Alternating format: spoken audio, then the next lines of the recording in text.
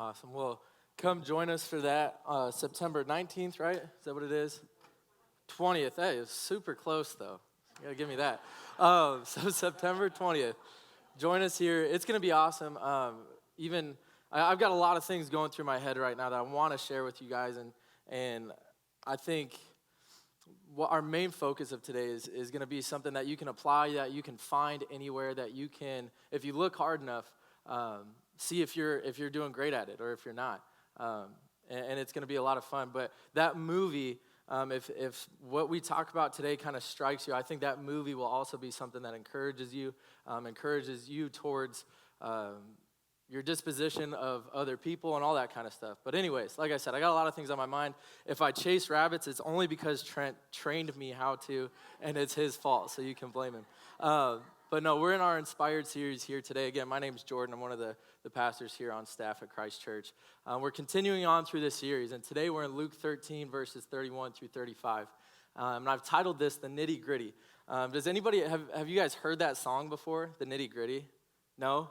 Good. I'm really glad I didn't show it. There's a music video of this. You guys can go look at it. It's made in about the late 50s, early 60s. And man, it is just so ridiculous. And I was going to show it to you guys, but I decided against it because I didn't want to start off my message on an awkward note. But let's get down to it. Before I actually do get started, like I said, lots of things on my mind. That song, has anybody ever been through a Lois Valley before? You know? Have you ever felt that? And I think when we get into the midst of it, and again, it's going to relate to what we're talking about today. When we get into the midst of those lowest valleys, the hardest thing for us to do sometimes is to be okay with it. The hardest thing for us to do sometimes is to soak it in. And that song illustrates it so perfectly. It doesn't say that you rescue me from the lowest valley. That's not what it says. It says, yes, I will. I will praise you even in the lowest valley. Even in the hardest times, I will shift my focus. And so this is not in my notes, but this is just something that I thought about while we were singing that song is how important is worship for your daily life. And I don't mean just singing songs. I don't mean just coming here on Sundays to a worship service. What I mean is how important is it to continuously shift our focus. And it's not a horizontal thing where it's continuously the me versus the world, or me versus my issue, or me only being able to see the valley that's in front of me. But shifting our focus to be able to see the vertical relationship of God, I'm going to worship you no matter what happens.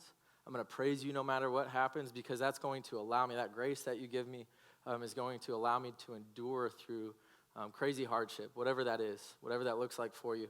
And like I said, that's not part of my notes, but I think it does kind of relate with where we're going today. And I wanted to just share that because man, that might even be the most important thing that we learned here today is if you're going to withstand through the lowest valley, it's only going to be because you've chosen to shift your focus, that you've chosen to be vertical. And I don't mean just getting up every single day. I think you get what I'm talking about. But it's worshiping God every moment and finding ways to do that, not just through song.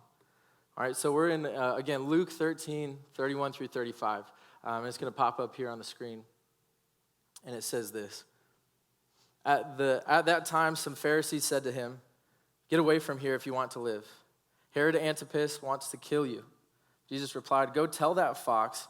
And I don't think he's, like, when I hear fox, I think, ooh, foxy. You know what I'm saying?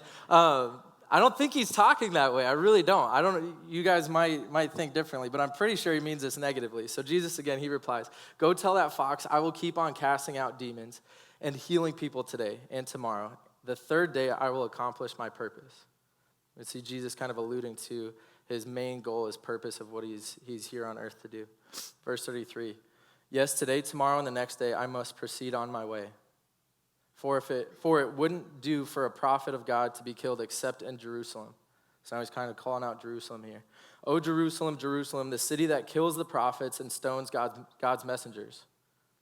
How often I have wanted to gather your children together as a hen protects her chicks beneath her wings, but you wouldn't let me. And now look, your house is abandoned, and you will never see me again until you say, 'Blessings on the one who comes in the name of the Lord.'" Again, that's Luke 13, verses 31 through 35. So a lot of things to unpack there, and we're really going to focus on that main, or not the main part, but the first part, where Jesus hears this incredible hardship maybe coming his way, and he responds with a sense of grit. And so before we really get into that, here's the context of what we're looking at. And here's the biggest thing, too. I guess if you're new here, if you haven't been to church before, even if you have and you haven't really taken the time to think about it this way, the Bible isn't just a book. We say this all the time here at Christ Church. It's a library. And you must look at it that way. So each book kind of has its own context. Each book has its own purpose. It's written to its own audience. We can't read everything the same exact way. We can know that it's complete truth, but we don't always know just from looking at the words who it's to and what the exact context is. So let's not be people that just read the Bible. Let's be people that study the Bible, yeah? So let's be people that don't just read the Bible, be people that study the Bible. Because if you want to know more about God, this seems like a crazy concept for you, where you're here because you need something else maybe in your life, but you're not sure exactly what that feels like or what that looks like. If you want to know more about God and become more like Jesus, study the Bible. Don't just read it. Like any friendship, it's about the time spent with somebody that develops the closeness, the information that you know, all that stuff. And so here's a couple things. If you guys just want to jot this down as you read, always understand the historical context, the cultural context, the literary, and again, they're like Psalms. If you've ever read Psalms or Proverbs, they're written a little bit differently. Some are poems, some are just complete and literal instruction. Others are just stories of a certain thing that's happened. And so being able to read it in the right literary sense. And then the close context of hey, I'm just reading this, and this is what I'm getting from it. The continuing context and the complete context. So I wanted to just give you guys that again. I'm not going to dive super deeply into that, but I think it's worth every single Sunday as we come together to read something, as we come together to grow, that we look through it in the lens of the right context, because that'll allow us to take what God is really trying to show us. All right, and so let's do that here today with our passage. We're going to look at some of the characters. We got the Pharisees in there. So usually found to be in complete or total opposition with Jesus throughout the Gospels. Religious leaders of the day that did not appreciate Jesus' influence. And so it's kind of funny. They're the ones that give him this warning. And so if you've been traveling along through this journey with us, every single time we talk about the Pharisees, to my knowledge so far, has been a negative time. It's been, man, the Pharisees are getting called out by Jesus, or they're in complete opposition of Jesus' goal. But today seems a little bit different to me. And so I started to do a little bit of digging with it, and it's not totally confirmed one way or the other. Are these Pharisees just trying to divert Jesus off of his path, or are they actually friends of his that come to him and say, hey, this is a real warning. Herod the Great, Herod Antipas' dad, and I'll get into that here in a second. But again, the Pharisees, are they being genuine? But either way, Jesus is like, okay, I'm going to hear this out and then respond accordingly. So again, Luke, I think, shows them coming up to give a sincere warning. And there's a difference between a friend's warning and a foe's bluff. So if you have your favorite coworker who comes up and says something to you, you probably receive it a little bit differently than you do your least favorite coworker.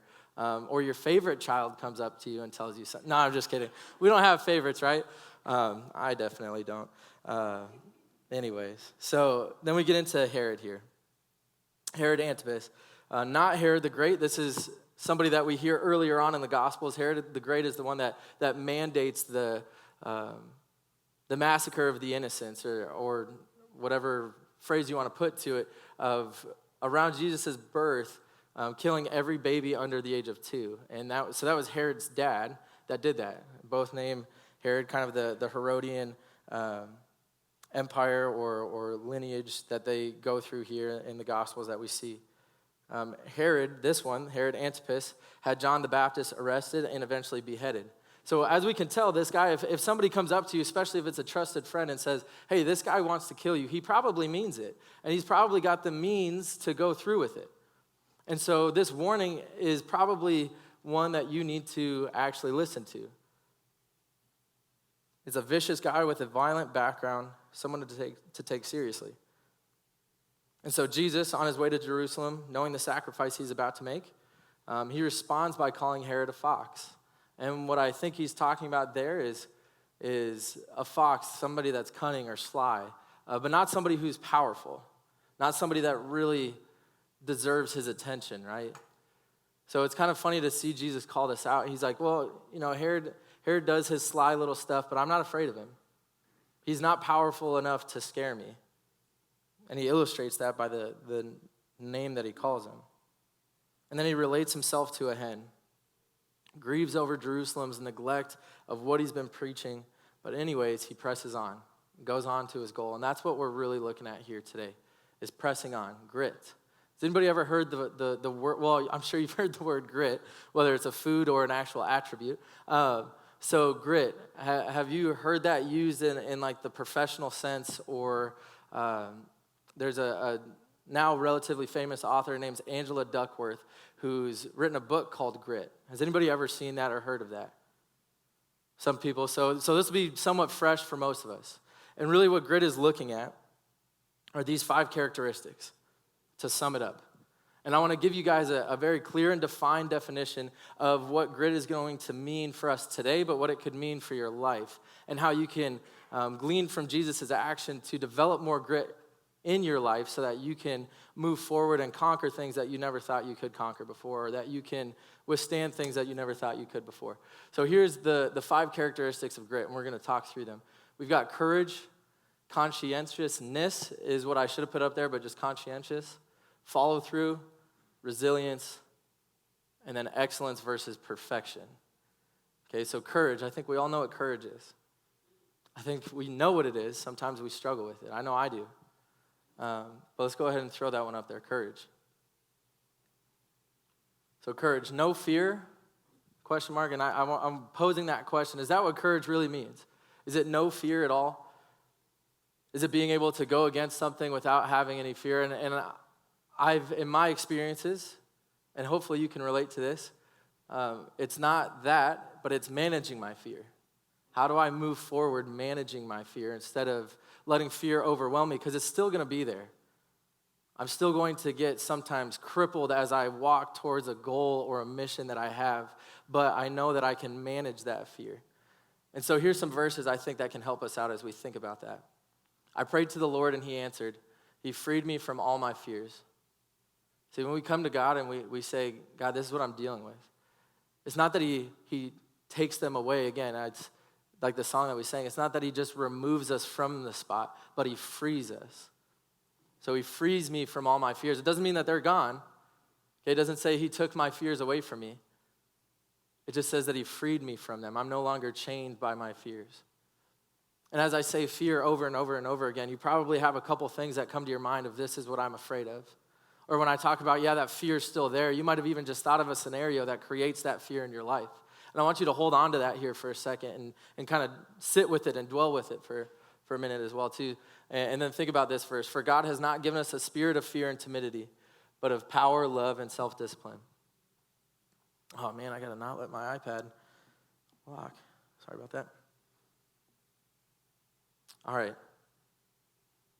So again, courage. Well, while it's not the easiest thing to measure, while we might not ever be able to understand how much courage somebody currently has, it's probably the most direct indicator of whether or not you're going to be successful at the goals that you have. I think we can agree on that, right? Because if I don't have the courage to even take the first step to accomplish my goal, it's never going to happen. It's like the old adage of you miss 100% of the shots that you don't take, right? And so I want you guys to think about that. If I'm going to have grit, I have to have courage. The two go hand in hand. And I can't just venture through life with no courage.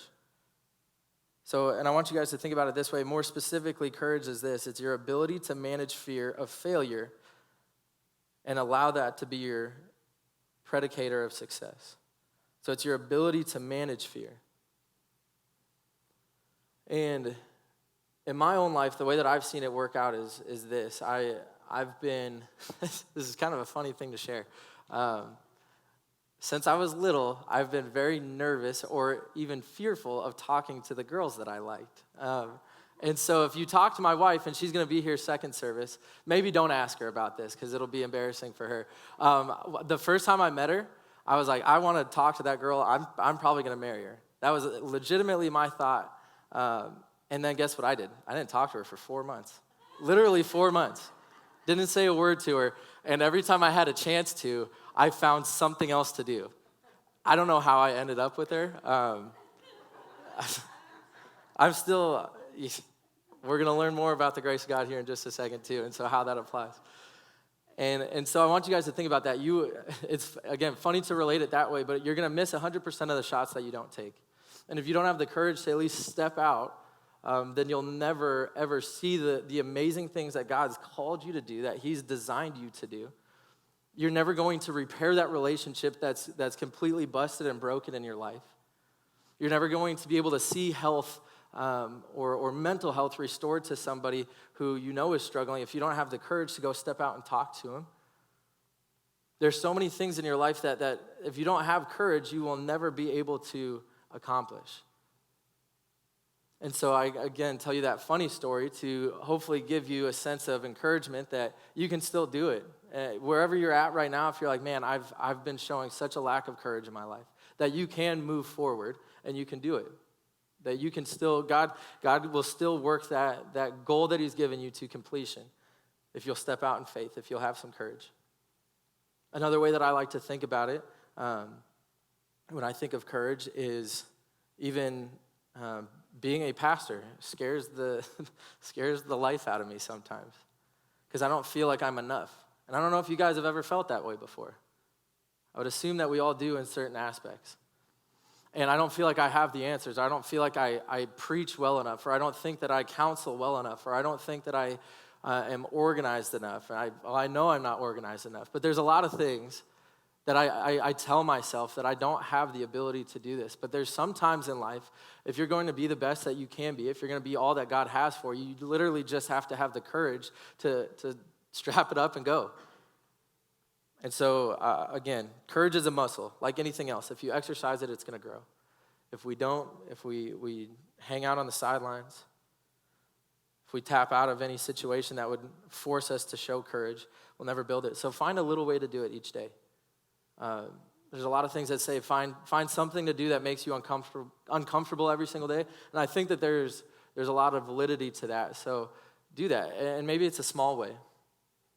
Maybe it's you don't love talking to people or sharing your life, but find little ways to do that.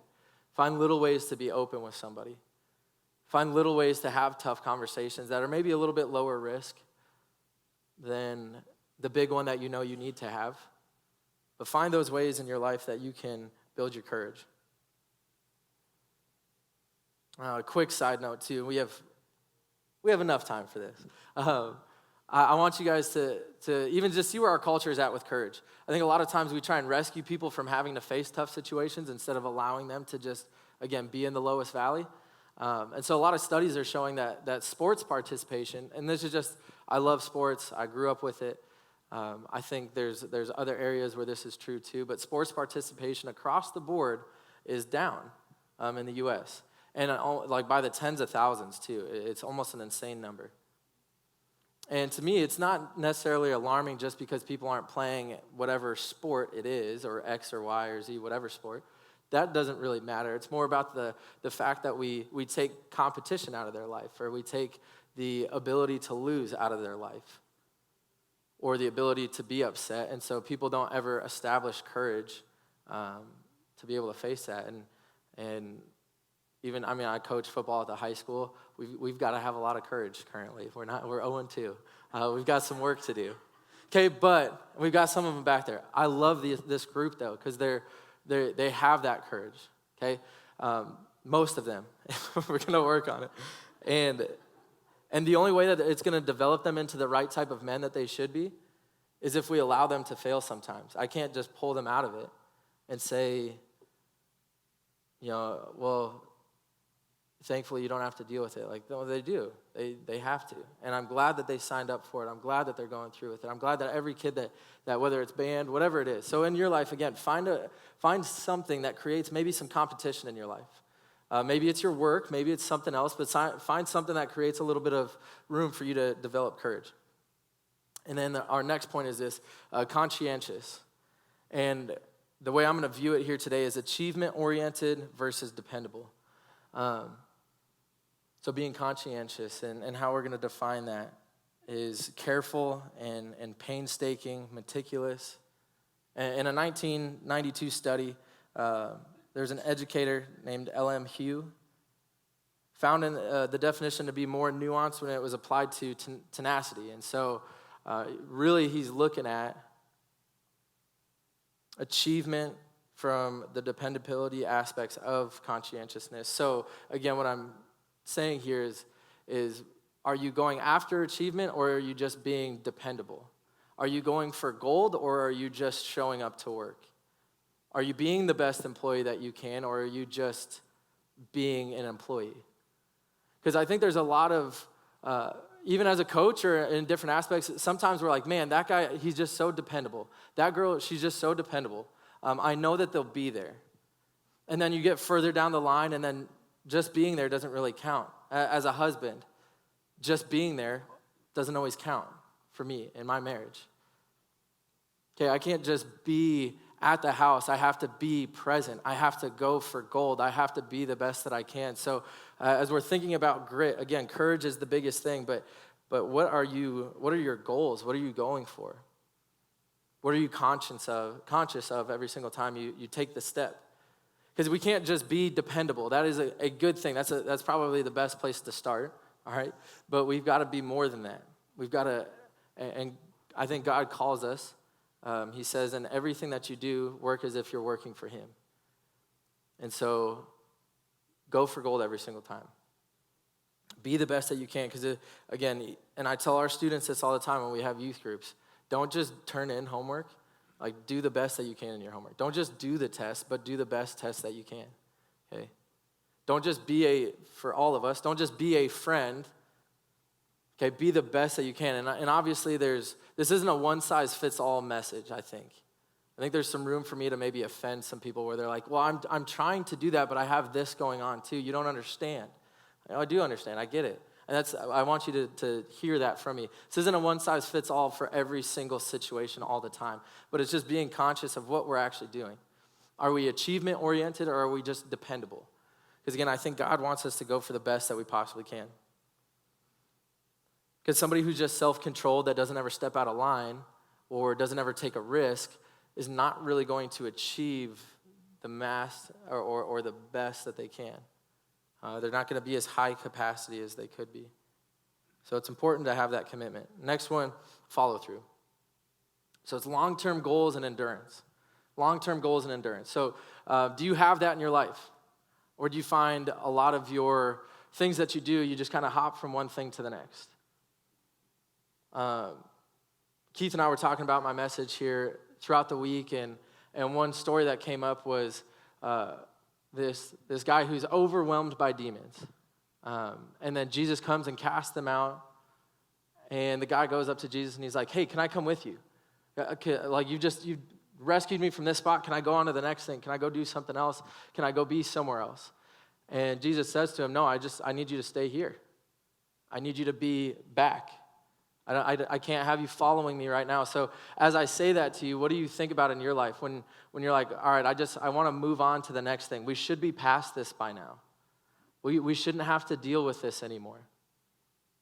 It's like, what's your long-term goals? How's your endurance doing? Because sometimes God just calls you to just stay there. Because he wants you to, the impact you're about to have is coming up, but it's not going to happen if you're just looking for the next thing. And that's been true in my life. I don't know if it's been true in your life. But even in jobs, anytime something new would come up, especially when I was younger, I would just be like, oh, man, that looks cool. Let's go for that. All right, okay. And so we moved like 4 or 5 times. I think 5 in the first 4 times. It doesn't matter. So we moved a lot the first 4 years that Beth and I were married. literally just because we were looking for the next thing. The long-term goals weren't there. The endurance wasn't there. And I think that might be a millennial trait, but I think that we do deal with that in our own lives. Okay, what relationship have you given up on? What person have you given up on because they haven't fit the mold that you were looking for? But again, what's your long-term goal? What's your endurance like? Philippians 1:6 says this, and I am certain that God who began the good work within you will continue his work until it is finally finished on the day when Christ Jesus returns. So if your time commitment's not there, if you're not going to see it all the way through, it's never going to happen. I even think about when I came out, this is kind of another thing, this is another thing that was on my mind as I was preparing for this message. Today is the 2-year anniversary of Beth and I being out here in Fountain Hills, which is super cool to think about. It feels like it's been a lot longer, and I'm not sure if that's a good thing or a bad thing. It feels like we've done a lot more than just 2 years worth of life. But I think about, there was times when we first got out here, like, man, this is pretty tough. There's not a lot of young families that we're connecting with. There's not a lot of people that we're connecting with. It's hard to get volunteers. Whatever it is. And I'm talking specifically about my experience in student ministry stuff. And it was kind of, there's moments, and even Rob Ripley, he's one of our, I'd even call him like the co-youth pastor. He's amazing. He helps us out down there big time.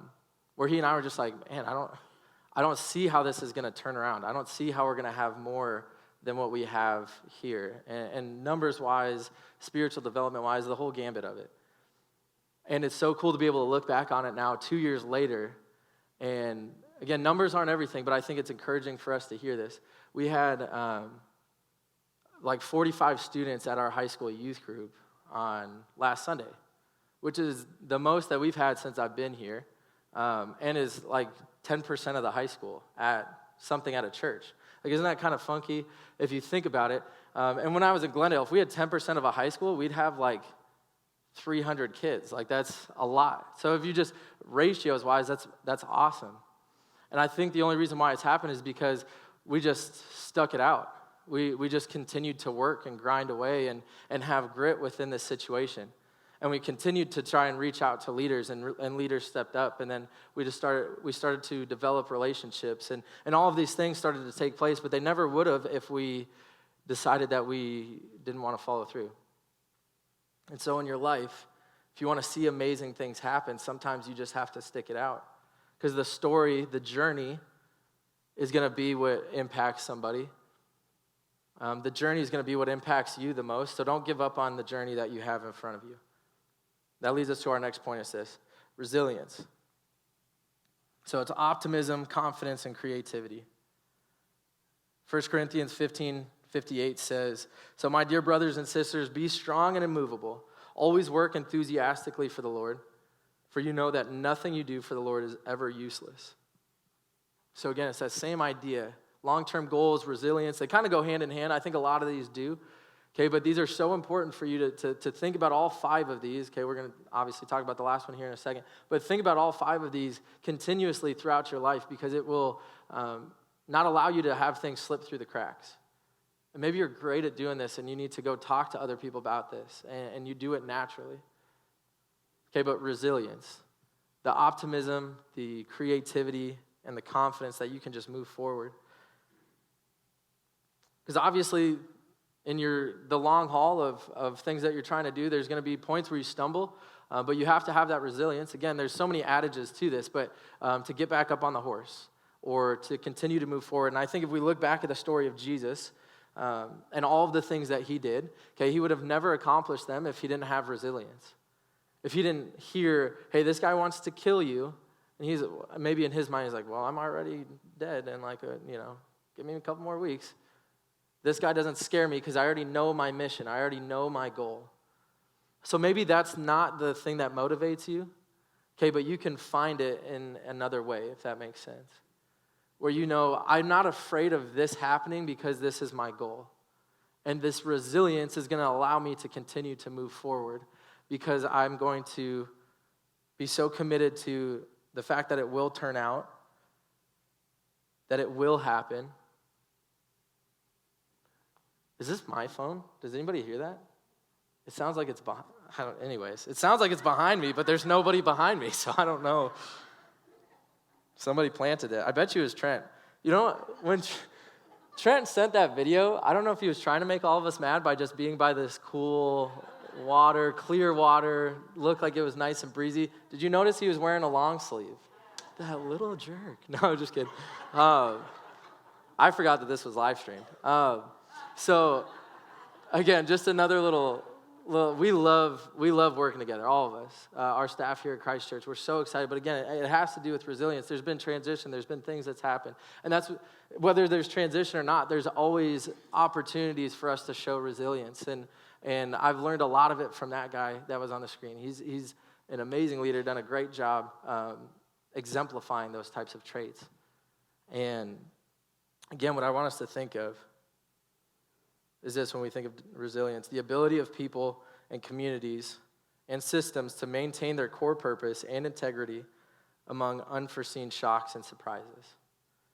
So in your life, what do you do when you have unforeseen shocks and surprises? And there's a lot of right answers and there's a lot of wrong answers, but what do you do? Who do you become when those things happen? That's why I love sports so much, because it's full of it. Somebody might get injured and somebody else has to step up, or somebody might not play the way that you thought they were going to play, or whatever it is. And there's a lot of unforeseen moments that are going to happen, and it's all about how you respond. It's all about your resilience. So in your life, in your relationships, in your workplace, in your daily Bible reading, in your daily walk with Christ, how do you respond when things go bad? It's easy to respond well when things are going good. It's hard to respond the correct way when things are going bad. So again, just ask yourself that. What type of resilience do I have when things aren't going the way that I want them to? And here's point 5. Excellence versus perfection. So excellence versus perfection. And to some, it might just be a semantics type of thing where it's like, those are really kind of the same thing, aren't they? But I think if we look at it correctly here, and I'm going to put up the good enough principle. So in your life, sometimes you just have to do good enough. And again, this might be contradictory to what I was talking about with in everything, do the best that you can, right? But I want you to hear it this way. So if we look at things through the lens of perfection, it's pretty unforgiving. It's pretty unmovable. If we don't do something a specific way, then it's just all for naught, all right? There's no reason for even doing it because it wasn't perfect. Okay, but if you have an excellence mindset or a growth mindset, what you'll do is you're always going to strive for excellence, and no matter the situation, you might give yourself the grace that you need, the grace that God's offering you to respond and to move forward in a sense of excellence. So maybe you've done something recently that you know that you shouldn't have done, and maybe that's why you're here today. Or maybe you've just been rescued by something, by the grace of who God is, and that excellence, because you were striving to be perfect, but God's saying, hey, I want you to be excellent. I know you're going to mess up. That's what's got you in a chair here this morning, and you need to continue to share that with people. Okay, but again, look at your own life. Do we give other people room for excellence versus perfection? Or do you demand perfection from people and they can't ever measure up? And there's a lot of different ways for us to look at it. But again, excellence is an attitude. It's not an end game. Excellence is an attitude. It's not an end game. So again, it's how you're going to approach everything that you do. It doesn't need to be perfect. I think there's this phrase that we throw out there, I'm a perfectionist. And sometimes we say it with some bravado, like, I'm a perfectionist, I have a high standard. And sometimes we say it with more of a negative tone of, I'm a perfectionist, and it debilitates me from being able to do things that I should do because I can't do it unless it's this way. And so again, I want you to think of it, it's a mindset. Excellence is a mindset. Keep pushing forward. Keep doing the things that you know that you should do, and they might not turn out perfect, but the goal is excellence. The goal isn't perfection. And a story that I want to share that, again, I'm relating so many things to sports, but it's just the realm of life that I'm in right now. Last year in the NBA Finals or the NBA playoffs, The Warriors, who, if you don't know, have been incredibly good for the last couple years. They've had like a dynasty. They're up in Northern California, played the Los Angeles Clippers. And if you don't know the Clippers, this is like a David versus Goliath story. So the Clippers have been notoriously bad, and somehow they were good this year. The Warriors haven't always been good, but the last like 5 years or so, they've been the pinnacle of the NBA. And so what happens is the Warriors are up 31 to not 31-0, that'd be kind of weird, but they're up by 31 points in a basketball game. And I like to relate this to life a lot. Sometimes we start down in life 15 points because of just where you're born into. But that's a whole nother gig, whole nother story. So down 31 points. And it should be that way, right? Because the Warriors are the better team. The Clippers are not. They're not that good. They haven't historically been that good. They don't have the star player that you can lean on. But the Warriors have it all. They've got multiple star players. And then something crazy happens. It's in the third quarter, and the Clippers just start chipping away at it. And all of a sudden, 31 becomes 20, and then all of a sudden, 20 becomes 10, and then all of a sudden, 10 becomes 2, and all of a sudden, 2 becomes 1, and then all of a sudden, they're up by 3 with 5 seconds left in the game. And then they win. And then they're in this playoff series. They don't go on to win the playoff series, but what they did is they showed a growth mindset in the game. That no matter where you're at right now in your business, in your relationships, in your life, if you're up by 5 or down by 31, because we can look at the Warriors as an example within this story as well too. No matter where you're at, you're up by 31, down by 31, again, it doesn't matter what the scenario is. What is your mindset towards things? Is it a perfectionist mindset? Is it an excellence mindset? Is it a growth mindset? Because if you have the growth and the excellence mindset, you're going to continue to do the things that you know you should do every single day. Plotting away all the time, just being excellent every single day. Sometimes things won't work out. You're still going to miss a shot. You're still going to do something wrong. Okay, but have that excellence mindset. And give people in your life the room to have that mindset as well too. I know that that's something that I struggle with is I want somebody to give me grace, but I don't always want to give it out. So again, excellence versus perfection. And what's your thoughts on that? How do you live that out every single day? I've got this slide too. It's grit in the Bible. If you're looking for grit in the Bible, again, we just defined it with those 5 different characteristics. There's a lot of scenarios where grit pops up in the Bible. If you want to look at it, maybe break down, do your own little case study. Again, we don't want to just read the Bible, we want to study it. So we look at Noah building a huge ship over decades, waiting for the fulfillment of God's promises. That took some grit, I'm sure. We have Abraham and Sarah living like strangers in the promised land, waiting for the child God promised them. Jacob serving his uncle Laban for way more years than he should have. And if you're unfamiliar with these stories, again, I'm just giving you the highlights of them because I want you to go check them out for yourself. I'm encouraging you to go do your own study on it. Then you got Joseph stuck in an Egyptian prison. Joseph had a lot of weird things happen to him that he showed a lot of grit through. And then Paul's teaching and training for the early church, waiting for God's truth to be realized in the lives of people that just didn't want it sometimes. And what was his mindset? It was grit, it was growth, it was all these things. So again, if you do take away anything today, is that one, like we talked about earlier, your worship is going to allow you to shift your focus. Instead of being so caught in the middle of the negativity, you're able to say, hey, God, this is bigger than me. I want to do this with you. The grace that you give me is going to allow me to move forward. And that in all of the scenarios in my life, if I exemplify a little bit more grit, or if I can grow in this phrase of grit or whatever, that I'm going to be able to be more successful, and not just business-wise, but within relationships, with how I'm growing in my walk with Christ. That grit will allow me to be everything that God's calling me to be, because God calls us to be bold. And then here's to put a wrap on some of this stuff. It ties in with grit, but they're kind of their own points. It's this: Jesus feels grief. So again, we see towards the end of that passage that Jesus is grieving over Jerusalem. That he's like, man, and I think he's kind of being sarcastic a little bit too, where he says, "Oh, Jerusalem, all the great prophets have to go there to die because all you guys do is neglect the truth that you hear. And so again, maybe look at your own life. Are you kind of like that right now? Are you neglecting the truth that you don't want to hear because it's too real for you, or it's too much to comprehend? It's going to take too much growth. So where are you at in that scenario? Okay, but again, Jesus feels grief.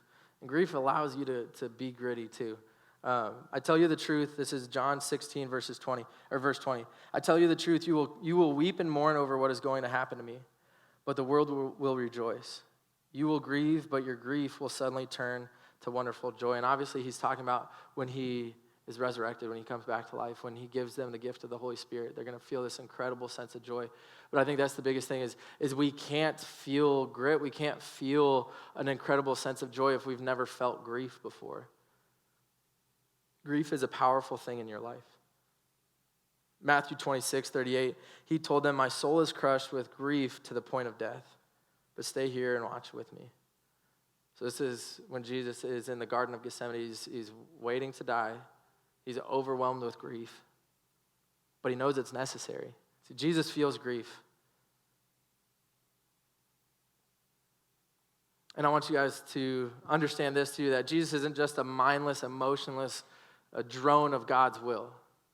Like we were talking about here, he's feeling all of these things. He's responding to all of these things. But the way that he does it is nothing short of miraculous, of something that he's giving us this guideline or life to live, to be more and more like him every single day. And again, he's grieving because he knows that Jerusalem is going to continue to ignore all the things that he's trying to teach them. But he wants so badly for them to understand. So this is how Jesus feels when we turn away. When we say, I've got this, I'm going to do this on my own. He's grieving for you. And I tell you that to hopefully, again, just encourage you or help you understand or realize that when you do turn away, that God's not turning his back on you, right? He's wanting you back. He's eager for you to come back. He's grieving over you. I think all of us, when we grieve because somebody's turned away from us, we want nothing more than to have that person back. Sometimes we don't show it. Sometimes we get a little bit stubborn. Okay, but we'd want nothing more than to just have that person back in our lives. This is the last point. This is Jesus gives grace. It says God saved you by his grace when you believed. And you can't take credit for this. It is a gift from God. Salvation is not a reward for the good things we have done, so none of us can boast about it. And that's Ephesians 2, verses 8 through 9.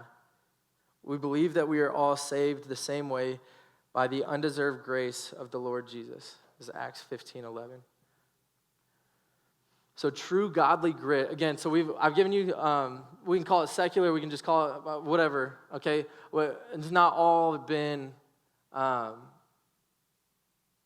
grounded, I guess, in verses and all that stuff, but again, I think grit is so powerful to us. But true godly grit is able to strive hard and stand fast because it is empowered by God's grace. Because the grace that you feel in your life, in your heart, has now allowed you to go face that mountain that you never thought you'd be able to. It's allowed you to conquer that relationship that you once thought unconquerable. It's allowed you to be the right type of friend in situations that you haven't wanted to. Okay, it's fueled by God's grace. So we can talk about all the characteristics of grit, but you'll never own all of them unless you understand what grace is and that you've accepted that grace, that you've allowed God to forgive you so that you can go on and forgive other people. And that's why Paul could say things like, I worked harder than any of them, though it was not I, but the grace of God that is with me. Or in Romans, he says, I consider that the sufferings of this present time are not worth comparing with the glory that is to be revealed to us. That no matter what happens, because I have this grace and I understand what this grace is, that I can continue to move forward and that I can continue to love people and teach people and have patience with people. So here's our take home. It's we need grit, so don't live with unfinished business. You don't need to raise your hand, but I'm going to ask the question anyways. Who has unfinished business in their life today? Right now? I think we all do. And it sucks too. And I'm sorry that I said that. I think I can say that up here. That I have unfinished business right now in my own life as I preach it to you. But that's what Trent says this all the time. And we're all screwed up just in our own ways. And we're living this life together. We're encouraging each other together. We're going to conquer these things together. Because I know that there's unfinished business in my life. And I know that God's called me to be gritty in those situations and to move forward. And through his grace be able to conquer those things. And in life groups this week, I'm going to direct you guys to a story of Elijah. Elijah did some amazing things. He tore down some amazing strongholds, conquered an army that he shouldn't have been able to, defeated a bunch of things. Again, I don't want to get into the full story because I got to wrap this up. Okay, but I want you guys to look at the story of Elijah and then see after he does all of these amazing things, okay, he gets faced with the same question or the same warning that Jesus does of, hey, this person wants to kill you. And what Elijah does is he runs away. It's like, man, you just got all of the power that God gave you to conquer all of these things, and then you got faced with the next obstacle and you just turned your back and ran away. So don't have unfinished business in your life. Continue to plod away every single day, having grit. And then here's the next one. We need grief. Failure is a part of life, and adversity builds. So failure is a part of life, and adversity builds. Don't avoid grief. Don't avoid dealing with grief. Don't avoid dealing with failure. Allow yourself to get in positions where you will fail. Because you got to be able to see sometimes, what do I do in those situations? Who do I become? And our last point, we need grace. Your current struggle does not define you. Okay, your current struggle does not define you. Wherever you're at, the grace offered to you is life-changing. Just step into it and watch God turn it into gritty faith. So again, your current struggle does not define you, no matter where you're at, okay? But it does take a step of courage. It takes you moving forward. Okay? And it's going to turn that into gritty faith to where now, as you move forward, you can be a light for other people, but you can also deal with the situations that you never thought that you could before. Okay, so this is for everybody. No matter where you're at, if you feel like you're somebody who gets easily overwhelmed or people tell you that you can't handle stress or you're not gritty enough, or this might be something that could help you. Okay, but this is for the people that feel like they haven't figured out, like I might have felt like I did before I went through this message, and I realized, man, how much am I neglecting things because I think that makes me strong? How much am I neglecting the unfinished business that I have in my life because I think that makes me the right one, the tough one? Again, lots of things on my mind. I hope that you guys got something from that. Let's pray here real quick. God, we just thank you so much for the grace that you've offered us so that we can take that grace and in turn give it to other people so that we can allow that grace to build character within us as we face adversity. And God, that we can rely on it. Even in the lowest valleys, we can say, yes, I will worship you. I will praise you. I will give glory to you. Because that will shift my focus so that I can move forward and impact people, that my life can have purpose, that my life can be one that's glorifying and pleasing to you. We pray this in Jesus' name. And everybody said, amen. We love you guys. We'll see you next week.